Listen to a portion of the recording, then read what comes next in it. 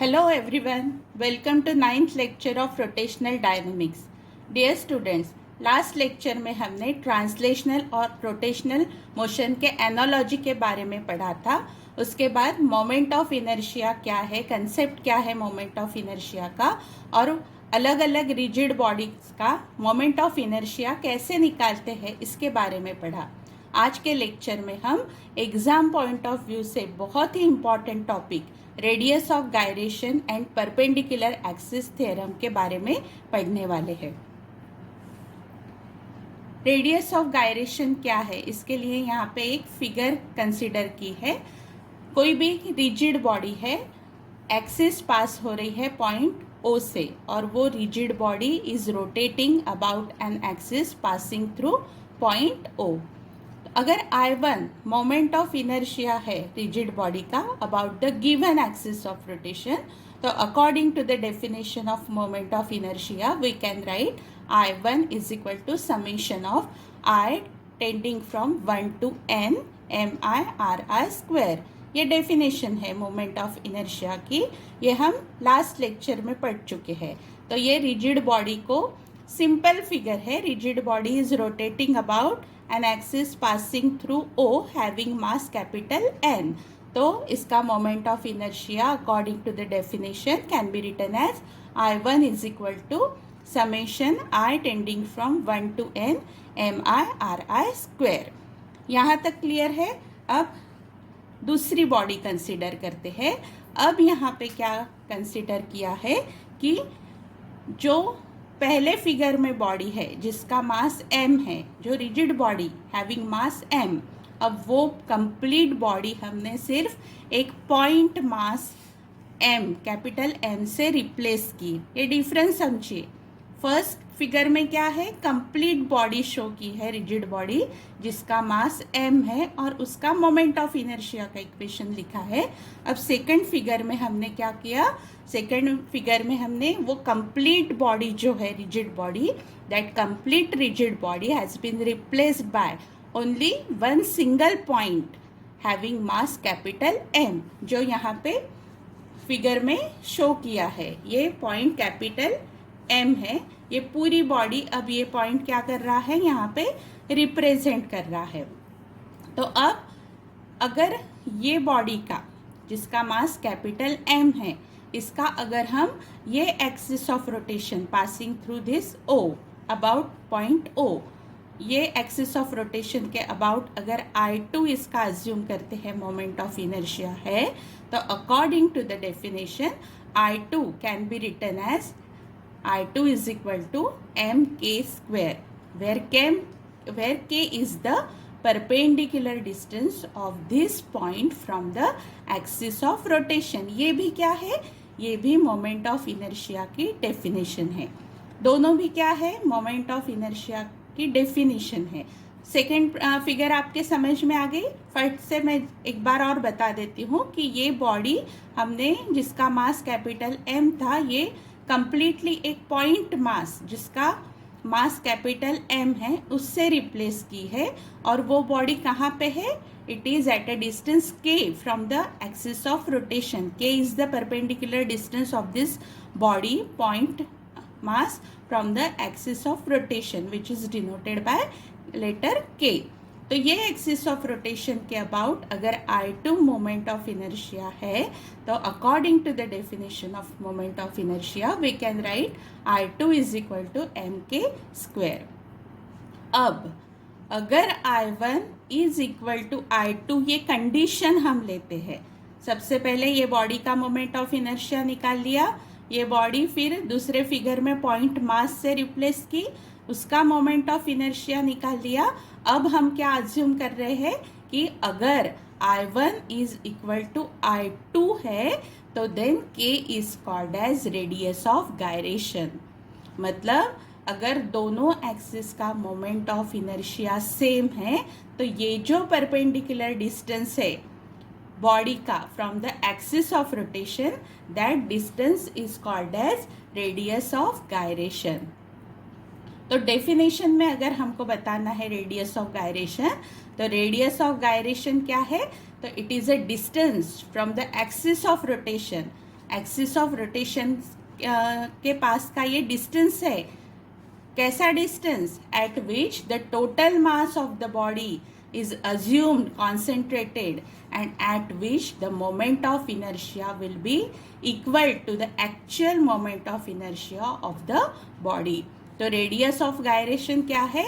ये डिस्टेंस है axis of rotation का वो पॉइंट से कि जहाँ पे हमने whole mass of the body is supposed to be concentrated in order to get the same moment of inertia as that of the original body. Hope आपको ये कंसेप्ट समझ में आ गया। तो रेडियस ऑफ गायरेशन क्या है? ये डिस्टेंस है एक्सिस ऑफ रोटेशन का फ्रॉम द पॉइंट जहाँ पे हम अज्यूम करते हैं कि बॉडी का पूरा मास क्या है, कॉन्सेंट्रेटेड है। तो सेकेंड फिगर से हमने क्या लिखा था? R is equal to M K square. K क्या था? Distance of that point mass from the axis of rotation. तो के फॉर्म में ये इक्वेशन को कन्वर्ट करना है तो we can write in the second step K square is equal to I divided by M. So taking square root, क्योंकि we are interested in the value of K, radius of gyration के लिए expression यहाँ पे निकालना है। तो K can be equal to taking square root over here, so square root of I divided by M, where I is moment of inertia and m is total mass of the body. तो इस तरीके से हम radius of gyration निकालते हैं। Radius of gyration अब क्या है? ये डिस्टेंस है। डेफिनेशन में ही हमने लिखा है कि ये क्या है? डिस्टेंस है एक्सिस ऑफ रोटेशन से। तो इसका यूनिट क्या हो जाएगा? SI unit of radius of gyration is metre and dimensions of radius of gyration is m0 l1 t0। इस तरीके से हम रेडियस ऑफ गायरेशन डिटरमाइन कर सकते हैं, डिफाइन कर सकते हैं। अब यहाँ पे देखिए दो फिगर्स बताई है। पहली फिगर है डिस्क की और दूसरी फिगर है रिंग की। अब दोनों भी फिगर अगर हम केयरफुली ऑब्जर्व करते हैं तो क्या दिखता है? रिंग में जो डिस्ट्रीब्यूशन ऑफ मास है, मोमेंट ऑफ इनर्शिया का कंसेप्ट पढ़ते वक्त भी हमने देखा था कि ये distribution of mass about the axis of rotation ये बहुत ही इम्पॉर्टेंट है, क्योंकि इसकी वजह से मोमेंट ऑफ इनर्शिया की वैल्यू भी क्या हो सकती है? अगर बॉडी का मास सेम है दो बॉडी का, लेकिन उनका डिस्ट्रीब्यूशन अलग अलग है, तो दोनों भी बॉडीज के मोमेंट ऑफ इनर्शिया क्या हो सकते हैं? अलग अलग हो सकते हैं। तो वैसे ही ये डिस्क में हमको क्या दिख रहा है? यहाँ पे uniform distribution of mass is there about the axis of rotation. पूरा डिस्क भर क्या है? मास डिस्ट्रीब्यूटेड है और ये एक्सिस है which is perpendicular to the plane of the disc and passing through point C. और यहाँ पे ये क्या है? R is the radius of the disc. दूसरे फिगर में क्या है? रिंग कंसिडर की है। तो रिंग में और डिस्क में क्या डिफरेंस है? तो रिंग में ये जो डिस्ट्रीब्यूशन ऑफ मास है ये पूरा कहाँ पे है? पेरीफेरी में, आउटर साइड में, एट अ डिस्टेंस R है। अंदर कुछ है क्या? अंदर कुछ भी नहीं है। There is hollow, nothing is there inside this ring. So complete distribution of mass is along the edges at a distance r from the axis of rotation। तो यहाँ पे वही आपको सब एक बात आप ध्यान में रखिए कि ये जो स्लाइड्स पूरी है ये आप नोट्स करके भी पूरी ट्रीट कर सकते हैं, और ये पढ़ते पढ़ते ही आप ये पूरा सब लिख लीजिए, तो आपको अलग से नोट्स बनाने की ज़रूरत नहीं है। ये सेम आप अपने बोर्ड एग्जामिनेशन में भी ऐसे के ऐसा ही लिख सकते हैं, क्योंकि बोर्ड एग्जामिनेशन के आंसर के अकॉर्डिंग ही ये सब पूरे स्लाइड्स वो टेक्स्ट बुक का आधार लेके ही सिर्फ आपके लिए बनाए हैं। तो you have to write all this things in your copy while watching this video. तो यहाँ पे इसलिए मैंने ये सब ओरली बताया, फिर भी यहाँ पे लिख के रखा है, ये सिर्फ आपके लिए। तो इसमें से कुछ भी पॉइंट अगर छूट भी जाता है यहाँ पे बताते वक्त, तो भी you have to write all this things in your answers if the same question is asked in your board examination. So यहाँ पे क्या लिखा है? Consider a uniform ring and uniform disc. तो uniform ring and uniform disc दोनों भी consider की है। दोनों का मास क्या है? सेम है, और दोनों का रेडियस भी क्या है? सेम है।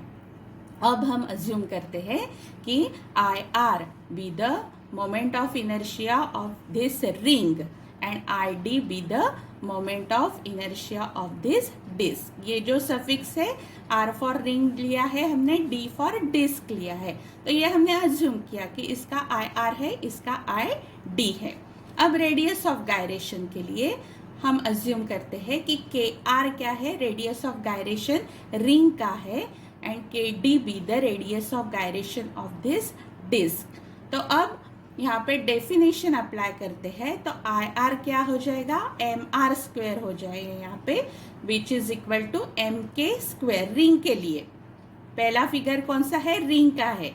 हमने मोमेंट ऑफ इनर्शिया के लेक्चर में ही देखा था कि how to find out the moment of inertia of this ring. अगर आपको ये रिकलेक्ट नहीं हो रहा है तो आप प्लीज प्रीवियस जो वीडियो है rotational dynamics video number 7 part 8 है, तो वो आप प्लीज ऑब्जर्व कीजिए, तो उसका ये पॉइंट आपका पूरा क्लियर हो जाएगा। I R is equal to M R square, ये क्या है, moment of inertia of the ring about the axis passing through this centre. तो यहाँ पे आर क्या है, ये आर हमने के आर करके अज्यूम की है। यहाँ पे ऊपर में अजम्पशंस हमने क्या किया है कि R is equal to K R which is the radius of gyration of the ring. तो ये एक्सप्रेशन से हमको क्या मिलता है कि K R is equal to capital R. दूसरे फिगर में अभी डिस्क के लिए R D is equal to half M R square, ये क्या है, moment of inertia of this disc about the axis of rotation passing perpendicular to the plane of the disc and passing through point C। ये भी हमने पिछला जो lecture है उसमें ये भी हमने डिराइव किया है। तो अगर आपको ये रिकलेक्ट नहीं होता है तो you can observe those videos in order to get this. So I D is equal to half M R square. Similarly K D हमने क्या यहाँ पे डिफाइन की है, K D is the radius of gyration for this disc. तो हम के D square इसे इक्वेट कर सकते हैं के डी स्क्वायर के साथ भी। तो यहाँ से हमको क्या मिलेगा, K D is equal to R divided by √2।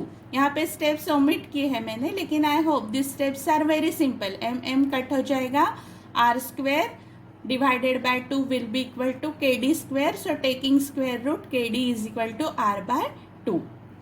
तो यहाँ से हमको मेजर डिफरेंस क्या दिखता है कि रेडियस ऑफ गायरेशन किसका ज़्यादा है, रिंग का ज़्यादा है। Radius of gyration of disc is smaller as compared to the radius of gyration of the ring.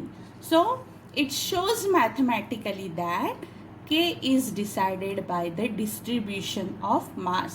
मतलब दोनों भी फिगर हमने कंसिडर की थी, दोनों भी बॉडीज ऐसे कंसिडर की थी कि दोनों का मास और दोनों का रेडियस सेम है, लेकिन रेडियस और मास सेम होने की वजह से भी distribution of mass about the axis of rotation ये डिफरेंट है। इसकी वजह से radius of gyration of ring ये क्या है, ज़्यादा है than the radius of gyration of this disc. So in ring entire mass is distributed at the distance r, while for the disc its mass is distributed। So वहाँ से हमको फिर यहाँ पे मिलता है कि रेडियस ऑफ गायरेशन किसके ऊपर डिपेंड है, तो रेडियस ऑफ गायरेशन ये शेप के ऊपर, साइज के ऊपर और distribution of the mass from the axis of rotation पे डिपेंड है। तो यहाँ पे among any object of the same mass and radius ring has the largest radius of gyration, hence maximum moment of inertia. क्योंकि radius of gyration और moment of inertia में क्या है, डायरेक्ट रिलेशन है। तो k की वैल्यू ज़्यादा है तो मोमेंट ऑफ इनर्शिया की भी वैल्यू क्या होगी, ज़्यादा होगी। तो ये क्या है, this is the physical significance of radius of gyration. तो रेडियस ऑफ गायरेशन के कंसेप्ट से हमको क्या पता चलता है कि how distribution of mass is is important while considering the moment of inertia of the body. तो रेडियस ऑफ गायरेशन किसके ऊपर डिपेंड है? शेप के ऊपर, साइज के ऊपर, and distribution of the mass about the axis of rotation. तो ये है concept of radius of gyration and physical significance of radius of gyration. इसके बाद हमको पढ़ना है थियरम ऑफ परपेंडिकुलर एक्सिस. अब हम क्या करते हैं हमेशा कि moment of inertia of rotating body कैसे डिटरमाइन कर सकते हैं? तो we determine moment of inertia of rotating bodies by summing up the moment of inertia of its constituent particles about the axis of rotation. जो अलग अलग particles है body में, उसका मास सबका m1 r1 स्क्वायर, वो समीशन साइन में लेके हम क्या कर सकते हैं? पूरा सम करके मोमेंट ऑफ इनर्शिया लिखते हैं. लेकिन कुछ कुछ सिचुएशन में रोटेटिंग बॉडीज का मोमेंट ऑफ इनर्शिया डिटरमाइन करना बहुत ही कठिन हो जाता है, इम्पॉसिबल हो जाता है या डिफिकल्ट हो जाता है. जैसे डिस्क का अगर हम एग्जाम्पल लेते हैं तो सपोज एक डिस्क है which is rotating about the Z axis. तो वहाँ पे क्या होता है कि अगर डिस्क का मोमेंट ऑफ इनर्शिया निकालना है तो हमने लास्ट लेक्चर में भी देखा था कि हम क्या करते हैं कि वो डिस्क को हम अलग अलग इसमें डिवाइड करते हैं, इनफाइनाइटसिमल रिंग्स में डिवाइड करते हैं, छोटे छोटे रिंग्स में डिवाइड करते हैं. फिर एक रिंग का मोमेंट ऑफ इनर्शिया निकाल के उसको इंटीग्रेट करके निकालते हैं. लेकिन ये प्रोसेस क्या है? This process is cumbersome. तो इसके लिए हमको क्या करना है? तो ये सब प्रॉब्लम्स रिजॉल्व करने के लिए अगर हम कुछ थियरम्स पढ़ते हैं तो वो थियरम्स की मदद से जो डिफ़िकल्ट प्रॉब्लम्स है वो हम क्या कर सकते हैं? फटाफट सॉल्व कर सकते हैं. तो इसके लिए दो थियरम्स है रोटेशनल मोशन में. एक है theorem of perpendicular axis and theorem of parallel axis. तो ये दोनों भी थियरम्स पढ़ना बहुत ही इम्पॉर्टेंट है. दोनों भी थियरम बहुत बहुत बहुत ही इम्पॉर्टेंट है as per the point of view of your board examination. 3 marks के लिए पूछते हैं, स्टेटमेंट के लिए 1 मार्क्स है, और अलग अलग स्टेप्स है थियरम्स में, उसके ऊपर हाफ हाफ करके ऐसे पूरे 3 मार्क्स का टोटल कंट्रीब्यूशन होता है, डिस्ट्रीब्यूशन होता है वो यहाँ पे. तो ये जो थियरम्स है उसके स्टेटमेंट्स आपको बिल्कुल वैसे के वैसे ही लर्न करने हैं. और हमेशा फिजिक्स में ध्यान रखिए क्योंकि स्टेट बोर्ड्स में क्या है, आपको you have to write all the steps and all the derivation. तो आप कुछ भी स्किप नहीं कर सकते हैं. और डायग्राम्स वहाँ पे ड्रॉ करना बहुत ही इम्पॉर्टेंट है क्योंकि हर एक एक्सप्रेशन में डायग्राम और जो हम कंसिडरेशन करते हैं उसके लिए हाफ मार्क्स रहता है. तो आप कितना भी अच्छी तरह से लिखेंगे, पूरे रिजल्ट तक आएंगे, लेकिन आपके डेरिवेशन में अगर डायग्राम नहीं है तो हमको वहाँ पे आधा मार्क्स आपका, हमारी इच्छा भी नहीं है तो भी वहाँ पे डिडक्ट करना पड़ता है. तो this all points are very important while writing derivation of any question in the board examination. तो आज हम अभी पढ़ते हैं थियरम ऑफ परपेंडिकुलर एक्सिस. तो अभी मैंने बताया कि परपेंडिकुलर एक्सिस थ्योरम है या पैरेलल एक्सिस थ्योरम है, ये पढ़ना क्यों ज़रूरी है? क्योंकि ये पढ़ने से जो कठिन प्रॉब्लम्स, जो डिफ़िकल्ट प्रॉब्लम्स है जो हम फेस करते हैं वो क्या होने वाले हैं, कुछ हद तक इजी होने वाले हैं. अभी बहुत ही important points, theorem of perpendicular axis कहाँ पे आपको अप्लाई करना है, क्योंकि बहुत बच्चों को कन्फ्यूजन होता है और रॉन्ग प्रॉब्लम में रॉन्ग थ्योरम अप्लाई करने की वजह से उनका पूरा प्रॉब्लम वहाँ पे रॉन्ग हो जाता है. तो पहला इम्पॉर्टेंट पॉइंट है कि theorem of perpendicular axis is applicable to 2 dimensional bodies only. कोई भी 3 डायमेंशनल बॉडीज जैसे स्फीयर है या कोई भी दूसरी बॉडी है तो इसके लिए आपको ये अप्लाई नहीं करना है। ये सिर्फ 2 डायमेंशनल बॉडीज़ के ऊपर ही अप्लाई होता है। दूसरी इम्पॉर्टेंट चीज़ है कि it is strictly use for laminar bodies. Laminar bodies जो बहुत थिन है, जिनकी थिकनेस बहुत कम है, प्लेट जैसी जो बॉडीज़ है, सिर्फ ऐसे बॉडीज़ के ऊपर ही आपको ये परपेंडिकुलर एक्सिस थ्योरम अप्लाई करना है। उसके बाद में नेक्स्ट इम्पॉर्टेंट पॉइंट है कि जो हम एक्सिस एक्स वाई जेड यहाँ पे कंसिडर करने वाले हैं, ये तीनों भी एक्सिस क्या है, एक दूसरे को परपेंडिकुलर होना बहुत ही ज़रूरी है। So X Y Z axis should be mutually perpendicular. Mutually मतलब एक दूसरे को, एक्स वाई को है, वाई जेड को है तो एक्स जेड को भी होगी, ऐसा इसका मीनिंग है। उसके बाद में X Y axis should be in the plane of the body. तो जो भी तीनों एक्सिस हम ले रहे हैं तो तीनों में से 2 एक्सिस हमेशा क्या होनी चाहिए, those axis should present in the plane of the body, तो ही ये परपेंडिकुलर एक्सिस थ्योरम वहाँ पे वैलिड होगा। और यहाँ पे अगर हम एक्स वाई प्लेन में ले रहे हैं तो जो बची एक्सिस है जेड एक्सिस, ये हमेशा क्या होनी चाहिए, it should be perpendicular to the plane of the body. यानी यहाँ पे जो 2 एक्सिस बॉडी के प्लेन में है, उसको छोड़ के जो तीसरी एक्सिस है वो हमेशा क्या होनी चाहिए, perpendicular to the plane of the body. And last but not least, it is always not necessary that x, y, z axis should always pass through center of mass। यहाँ पे भी अगर कंसिडर की है तो भी ये क्या है, रिक्वायरमेंट नहीं है। एक्स वाई जेड ये तीनों का जो यूनियन है वो हमेशा सेंटर ऑफ मास पे ही हो रिजिड बॉडी के, ये नेसेसरी नहीं है। तो ये आई होप ये सभी इम्पॉर्टेंट पॉइंट्स आप ध्यान में रखोगे। ये इम्पॉर्टेंट पॉइंट्स आपको एग्जाम में कोई नहीं पूछने वाला है। मतलब if you are asked to derive theorem of perpendicular axis, there is no need to write all this points. आपको सिर्फ स्टेटमेंट और प्रूफ के साथ प्रोसीड होना है। लेकिन ये इम्पॉर्टेंट पॉइंट आपको कहाँ पे अप्लीकेबल होंगे, जब आप प्रॉब्लम सॉल्व करोगे आपके कॉम्पिटिटिव एग्जाम्स के लिए as well as for the board exam के लिए। तो ये कंसेप्ट है, ये चीज़ें आपके दिमाग में अगर रहती है तो आप जो ट्रीटमेंट देनी है परपेंडिकुलर एक्सिस थ्योरम की, वो सही प्रॉब्लम को सही थ्योरम की ट्रीटमेंट दे सकते हो।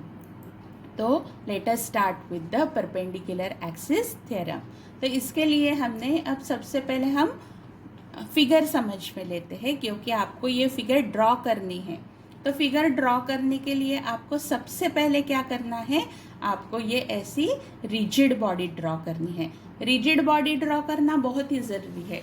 यहाँ पे मैंने ये ऐसी ड्रॉ की है, इसका मतलब आपको वैसे ही ड्रॉ करना है, ये नेसेसरी नहीं है। आप फ्री हैंड से कोई भी बॉडी का स्केच बनाते हो तो ये आपकी हो जाती है रिजिड बॉडी। रिजिड बॉडी बनाने के बाद में आपको ये 2 एक्सिस ड्रॉ करनी है। तो यहाँ पे ये एक्स एक्सिस है, ये वाई एक्सिस है। ये दोनों भी एक्सिस क्या है, this 2 axis are in the plane of the lamina and this axis Z axis is perpendicular to the plane of this lamina. ये कौन सी बॉडी है, लैमिनर बॉडी है, प्लेट जैसी बॉडी है, थिन बॉडी है, जिसकी थिकनेस क्या है, नहीं के बराबर है। तो यहाँ पे हमने क्या कंसिडर किया, एक छोटा सा मास कंसिडर किया बॉडी का, जो क्या है situated at this point P. आपको फिगर समझ में आई है। सबसे पहले हमने रिजिड बॉडी ड्रॉ की, उसके बाद में ये X and Y 2 axis draw किए जो प्लेन ऑफ द लैमिना में है। उसके बाद थर्ड एक्सिस हमने ड्रॉ की कि जो क्या है परपेंडिकुलर है, और ये तीनों भी एक्सिस क्या है, कॉन्करेंट है। कॉन्करेंट का मीनिंग क्या है कि इनका इंटरसेक्शन एक पॉइंट पे है, जो पॉइंट क्या है, ओ पॉइंट है। ठीक है, ये फिगर ड्रॉ करने के बाद में हमने क्या किया कि ये लैमिनर बॉडी का एक छोटा सा पोर्शन जो पॉइंट पी पे है, जिसका मास dm है सपोज, तो यहाँ पे हमने कंसिडर किया है which is denoted by this p। उसके बाद में ये पॉइंट P से ये परपेंडिकुलर डिस्टेंस ड्रॉ किया है, यहाँ पे परपेंडिकुलर ड्रॉ किया है, तो ये NP क्या हो जाएगा, NP या PN, ये perpendicular distance from y axis, and MP या PM ये होगा perpendicular distance from this x axis. तो यहाँ पे ये PM कितना हो गया, PM y हो गया, क्योंकि ये पैरेलल है तो ये इक्वल हो जाते हैं, और ये क्या है, ये x है तो ये भी x हो जाएगा। तो Pn, यहाँ पे Pn की वैल्यू x हो गई। ठीक है, यहाँ तक समझ में आ गया आपको। ये Pn x है एंड MP y है। P पॉइंट हमने जिसका मास dm है वो कंसिडर किया है एट अ पॉइंट P। ठीक है, अब OP की वैल्यू कैसे निकालेंगे, तो ये क्या हो जाएगा, ये परपेंडिकुलर है मतलब ये 90 डिग्री का एंगल हो जाएगा। तो पाइथागोरस अगर हम लगाते हैं तो ये अब x है, ये y है, तो x square plus Y square ऐसे हो जाएगा। तो OP की वैल्यू हो जाएगी x square plus Y square. तो अब ये जो तीनों अलग अलग एक्सिस यहाँ पे कंसिडर की है, तो हम अज्यूम करते हैं कि ये बॉडी का about x axis moment of inertia Ix है, अबाउट y एक्सिस y है। तो x डेफिनेशन से हम कैसे लिख सकते हैं, perpendicular from distance from the axis of rotation is y square, so it is y square dm। Similarly moment of inertia, अब देखते हैं ये कैसे है, तो ये यहाँ पे मैंने आपको बताया है कि ये कैसे, देखिए ये पूरा ये y एक्सिस है, सपोज ये x एक्सिस है, तो ये पार्टिकल क्या हो रहा है, ये ऐसे रोटेट हो रहा है। ठीक है, तो ये डिस्टेंस इसका एक्सिस ये कितना है, पूरा डिस्टेंस x एक्सिस से y है, परपेंडिकुलर डिस्टेंस x एक्सिस से कितना है, इसका y है। इसलिए Ix moment of inertia of this point about x axis is integration of y square dm। ये बॉडी का हमने Ix निकाल लिया, y square dm। Similarly Iy के लिए यहाँ पे शो किया है। अब Iy के लिए ये y एक्सिस है, ये x एक्सिस है, अब ये ऐसे घूमेगा। ठीक है, तो ये डिस्टेंस कितना है इसका, from the y axis x है, जो यहाँ पे भी शो किया है मैंने। y एक्सिस से ये पॉइंट का डिस्टेंस कितना है, x है। इसलिए ये कंप्लीट बॉडी का क्या हो जाएगा, moment of inertia about y axis is equal to integration of x square dm। इस तरीके से हमने ये फाइंड आउट कर लिया। अब यहाँ तक थे हम, ये Iy is equal to integration of x square dm। अब तीसरी एक्सिस बची है, तीसरी एक्सिस कौन सी है, z एक्सिस है। हमने पहले ये पॉइंट का moment of inertia from x axis निकाला, तो कंप्लीट बॉडी का, फिर क्योंकि हमको पता है कि जैसे जैसे एक्सिस ऑफ रोटेशन बदलेगी मोमेंट ऑफ इनर्शिया उसका अलग अलग आता है। तो अबाउट y एक्सिस हमने लिखा x square dm, integration of x square dm। अब तीसरी एक्सिस बची है, वो है z एक्सिस, तो इसलिए Iz। अब Iz मतलब z एक्सिस से ये p का डिस्टेंस कितना है, OP है। ठीक है, तो OP है, तो OP मैंने अभी बताया आपको कि OP जो डिस्टेंस है OP स्क्वायर dm, तो OP कैसे आता है, it is equal to x square, ये x हो जाएगा x square plus Y square into dm। OP की वैल्यू पाइथागोरस यहाँ पे अप्लाई करने के बाद में कितनी आती है value, Y square plus X square. So OP square dm मतलब Y square plus X square dm।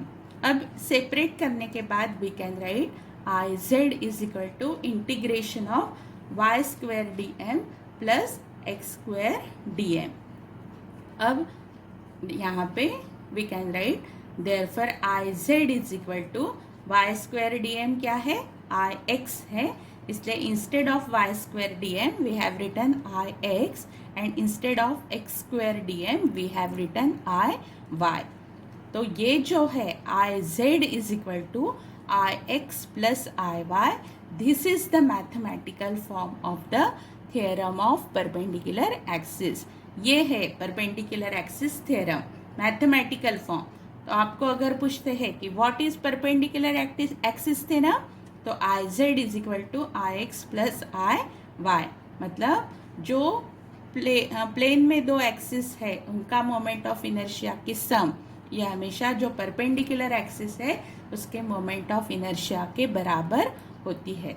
तो सेम थिंग हमने स्टेटमेंट में लिखी है कि the moment of inertia of laminar object about an axis, यहाँ पे जो जेड एक्सिस है perpendicular to its plane is the sum of its moment of inertias about two mutually perpendicular axes x and y in its plane and all the three axes being concurrent, मतलब ये तीनों भी O point पे क्या होती है, intersect होती है।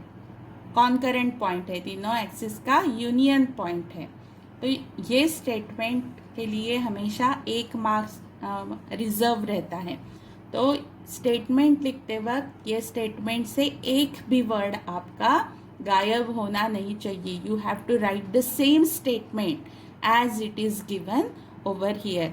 कुछ भी एक आधा वर्ड इधर का उधर होता है तो इसका पूरा मीनिंग क्या हो जाता है, चेंज हो जाता है। तो सभी चीज़ें बराबर लिखे, लेकिन एक दो वर्ड्स की इधर उधर गड़बड़ी हो गई तो आपको आधा मार्क ही मिलता है। तो while preparing this theorem of perpendicular axis क्या क्या इंपॉर्टेंट बताया मैंने। ये स्टेटमेंट सबसे पहले आपको initially state and prove theorem of perpendicular axis, ऐसे क्वेश्चन रहता है। तो सबसे स्टार्टिंग में आपको स्टेटमेंट लिखना है। अभी मैंने लास्ट में लिखा है क्योंकि मुझे आपको ये पूरा समझाना था। मैं पहले ही आपको स्टेटमेंट बता देती तो अब आप पढ़ सकते कि पहले अगर कुछ भी इसके बारे में पता नहीं है तो ये स्टेटमेंट आपको एकदम पैरेलल जाता है। इसलिए पूरा थ्योरम समझने के बाद में स्टेटमेंट हमको बहुत अच्छी तरह से समझ में आ जाता है। इसलिए I have written in the last of this proof, लेकिन आपको ये पहले लिखना है, उसके बाद में ये फिगर ड्रॉ करनी है, कंसिडरेशन लिखना है हमने क्या क्या कंसिडरेशन किए हैं, और उसके बाद में I X I Y I Z वो स्टेप्स आपको फॉलो करने हैं in order to get complete 3 marks. समझ में आ गया? तो I hope you have understood this theorem of perpendicular axis and concept of radius of gyration. So thanks for watching. Thank you.